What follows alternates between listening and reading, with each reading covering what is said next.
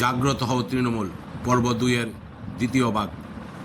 শিরোনাম সঠিক নেতৃত্ব এবং আমাদের দায়িত্ব। এই অন্ধ টাকার নেশা আমাদের এতটা স্বার্থপর করে তুলেছে যে আমরা চরম আত্মকেন্দ্রিক হয়ে পড়েছি। আমার কি, আমি তো পরিবার নিয়ে ভালোই আছি।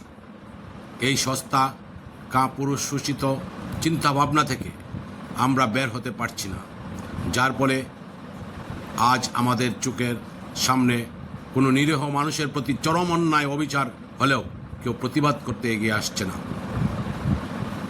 আমরা অন্যায়ের বিরুদ্ধে কথা বলতে ভয় পাচ্ছি কিংবা মুখ ফিরিয়ে নিচ্ছি।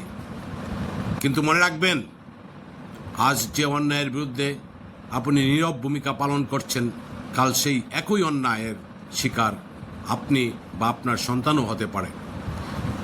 তৃণমূলের এই নীরবতা আর আত্মকেন্দ্রিকতাই অন্যায়কারীদের আসল শক্তি। এই অন্ধকারের বৃত্ত থেকে যদি আমরা বের হতে না পারি, তবে আমাদের ভবিষ্যৎ প্রজন্ম ধ্বংস হয়ে যাবে। সাময়িক লোভে 5 দিনের চটকধার প্রতিশ্রুতি বা সামাজিক লোভের মাসুল আমাদের পুরো 5 বছর ধরে দিতে হয়। তাই শোষণমুক্ত সমাজ গড়তে হলে আগে নিজেদের আত্মকেন্দ্রিকতার ক্লোজ থেকে বের হয়ে আসতে হবে।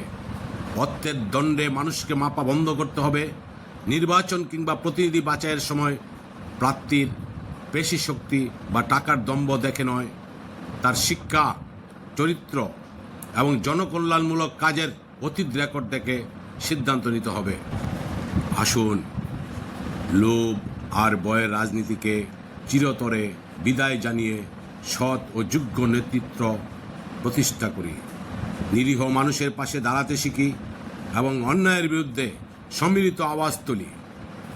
আপনার একটি সঠিক এবং সচেতন সিদ্ধান্তই পারে পুরো এলাকার ভাগ্য বদলে দিতে, পুরো সমাজের ভাগ্য বদলে দিতে। জাগ্রত হোক তৃণমূল, জাগ্রত হোক আমাদের ঘুমন্ত বিবেক। ধন্যবাদ।